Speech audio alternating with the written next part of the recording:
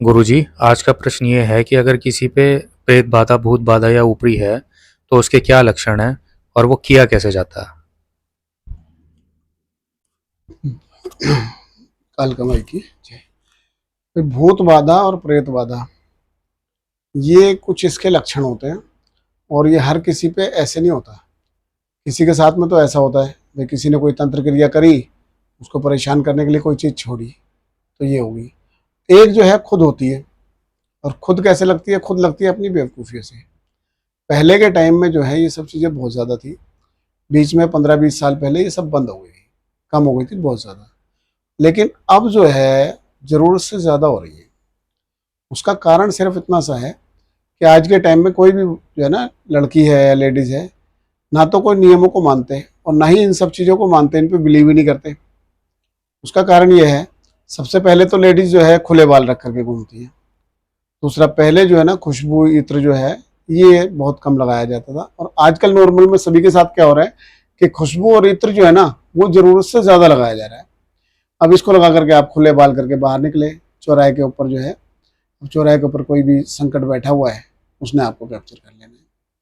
जब उसने कैप्चर कर लेना तो आपके साथ क्या होना है, उसकी सबसे बड़ी परेशानी ये हो जाती है कि आपके शरीर के अंदर जो है, एक तो आपके सर में दर्द पैदा होगा, शरीर जो है भारी भारी रहने लगेगा।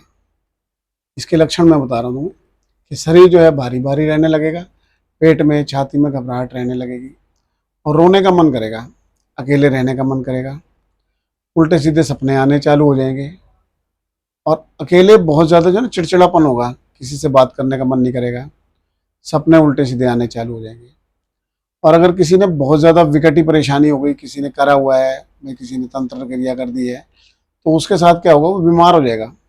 और जब वो बीमार हो जाएगा तो उसके साथ की परेशानियां बनेगी कि उसको दवाई लगनी बंद हो जाएगी। उसका जो रोग है ना, उससे दवाई से आराम ही नहीं पड़ेगा। दवाइयाँ देते रहेंगे, 1-2 घंटे के लिए रेस्ट हुआ, उसके बाद फिर वही परेशानी।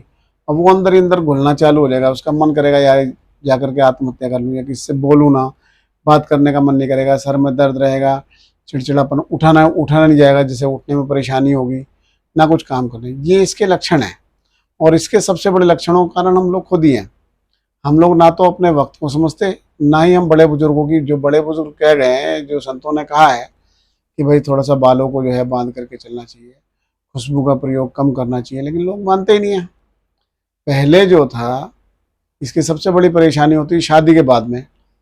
शादी के टाइम पे जो है ना, पहले जब हल्दी लगाई जाती थी, तो हल्दी लगाने के बाद में लेडीज़ जो है या जेंट्स जो भी है, वो हल्दी लगने के बाद घर से बाहर नहीं निकलते थे। लेकिन आजकल तो समस्या है, आजकल तो उसे 2 घंटे के लिए तो डेली जो है उसे ब्यूटी पार्लर में जाना है।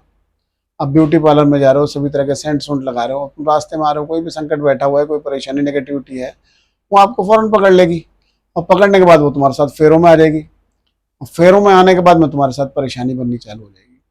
परेशानी अब ज़्यादा नॉर्मल क्या कंडीशन होती है कि बच्चों में परेशानी होती है, बच्चे नहीं होने देते, बच्चे होंगे तो उसमें जो है परेशानी बनेगी। दिक्कत ये है कि आज के टाइम में जो है इसके लक्षण सिर्फ यही है कि हमारे जो है ना जी घबराना, किसी से बात ना करना, सर में दर्द रहना, पैरों में दर्द रहना, घबराहट रहनी, ये इसके मेन लक्षण हैं। और इस सब से जो है आप लोग खुद ही बच सकते हो, कोई ऐसी बात नहीं है। इसके लिए आपको जो है बालाजी की शरण में जाना। जब आपको तभी ऐसा महसूस हो, गई हमारे साथ में ऐसा कुछ कार्य है, तो आप जो है हनुमान चालीसा लें, और थोड़ा सा गंगा जल ले लें। गंगा जल लेकर के अपने घर के अंदर मंदिर के सामने बैठ जाएं, और मंदिर के सामने बैठ करके गंगा जल जो है 7 बार आप पढ़ें। और ये जो अपनी तर्जनी उंगली है, कोने के मतलब कन की उंगली के साथ वाली उंगली, उसको जो है उस जल में डालें, और 7 बार उस जल के अंदर हनुमान चालीसा का जाप करें। उस जल को पिएं और बालाजी महाराज का ध्यान करें, हे बालाजी महाराज मैं सो रहा हूँ, जो भी मेरा संकट है इसको ख़त्म करें। तो उससे आपको काफ़ी रिलीफ मिलेगा। बाकी इसके बहुत सारे और उपाय भी हैं, वो भी आपको अगली वीडियो में बताएंगे।